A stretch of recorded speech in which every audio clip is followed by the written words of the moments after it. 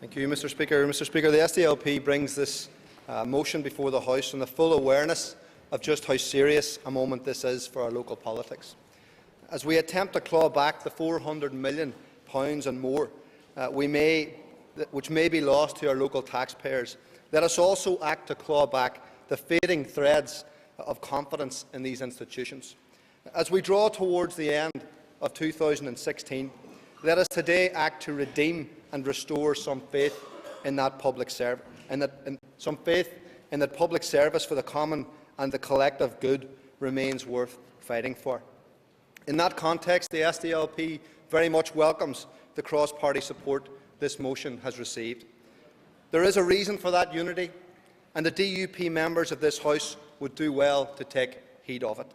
Since entering into public life as a councillor and as an MLA, never have I seen our public more engaged and more angry about a single issue.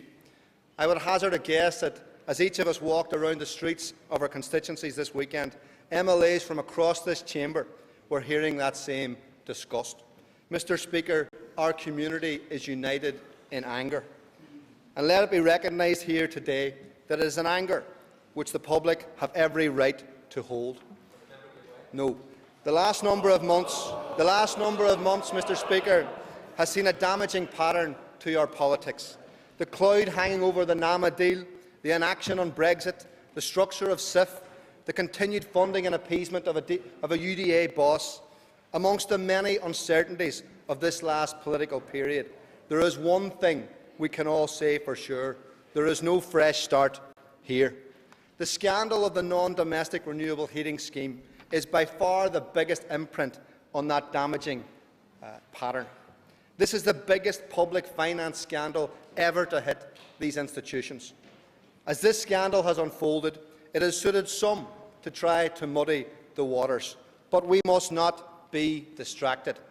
This scandal must not be reduced to a psychodrama between the member from Strangford and the now First Minister.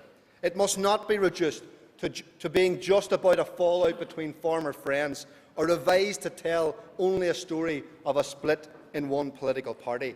It is so much bigger than that. So far, digging into this scandal has uncovered staggering incompetence. Digging deeper has the potential to uncover corruption. Therefore, let us be precise and forensic about the information which is still left unanswered. Mr. Speaker, the best place to start is always at the beginning. And whether the First Minister likes it or not, this scandal begins with her. The RHI scheme was deliberately changed from the GB model. The question still remains as to why this happened. When the scheme was drawn up in Northern Ireland, why were some of the GB regulations copied and included? Why were some not? In particular, why was Section 9 of the GB regulations not included? A section which would have established cost controls for the entire scheme. Did the First Minister advise or take advice on the inclusion of such cost controls? Move on to personal warnings received to the First Minister.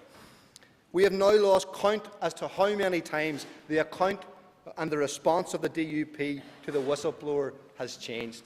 This morning's revelations add further to the impression that the First Minister was aware of a lot more than the jot and tittle of this scheme. Did she deal with other whistleblowers in precisely the same fashion as she dealt with this lady? Move forward to 2015. When will we get the names of the 984 applicants to this scheme which were made between the months of September and November 2015? Did the First Minister advocate for the scheme, and on what scale? The same question applies to your party colleagues and their staff. When did Mr Stephen Brimstone make his application? Move on to the role of special advisers. What direction and under whose control do DUP special advisers work? Are DUP politicians collectively responsible to DUP special advisers, or is it the other way around? In addition to departmental files, will the DUP publish all of its internal correspondence regarding the RHI scheme? Mr Speaker, the questions are many and the questions are detailed. For 2 weeks now, confusion has been met with contradiction. My party is clear. It will now require a full public judge-led inquiry to get to the full truth. It is only right and reasonable, therefore, that the First Minister, having failed to take the opportunity to step aside, is excluded from her office whilst this investigation takes place. Let it be in the hands of the person tasked with leading the public inquiry to determine whether the First Minister is fit to resume office. I note that the member for Strangford has been removed from his position by the DUP pending an investigation. Surely the First Minister should follow the same logic and accept the same fate. Mr. Speaker, the continuation in office will further bring deadlock to an already failing executive. Today, members were expecting to scrutinise the draft budget from the Finance Minister, yet we meet today to discuss the career of one individual. During the week, there was confusion whether an Executive Office press release was actually a DUP press release. Today, we are informed that the First Minister is speaking without the authority of her joint office. All of this is because the DUP leader won't do the decent thing, the dignified thing, and step aside. We can't go on like this. The longer the First Minister clings on, the more her credibility will fade.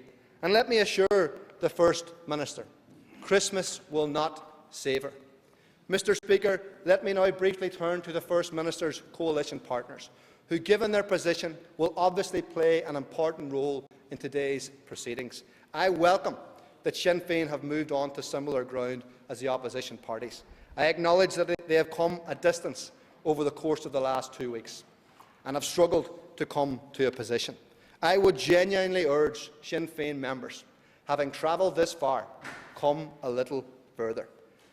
Let them now support our motion and exclude the First Minister until a full investigation takes place. In doing so, let them follow the advice of someone they might respect, who spoke not so long ago on a similar scandal. He said, "People have seen through this because citizens are not stupid. They have seen through the patronising responses and insulting remarks. The actions of this government in this chamber in failing to be straight with the opposition or with the citizens is damaging faith in the political system." He goes on to say that a credible government cannot continue to evade questions and duck and dodge their responsibilities. They merely expose this government's arrogance and incompetence. Those are the words of Mr. Gerry Adams, supporting a motion of no confidence in the Dáil in 2014. They would be wise to avoid a partition in their principles. Mr. Speaker, 2016 has been a strange and a serious year for politics. Even those who only tune in occasionally to current affairs will have noticed a change in its frequency and its tone. If 2016 was a bad year for losing musical greats, it's been an even worse year for politics. Too often in the last year, public service has been opportunistically downgraded and demeaned in the minds of the public. As we begin to face into 2017, let us begin to change that narrative. First Minister, redeem some faith that public service is beyond the selfish needs of any one individual. Redeem some faith in these institutions and restore some dignity in your office and in our politics. Think beyond yourself and beyond your party. First Minister, step aside now. I propose this motion.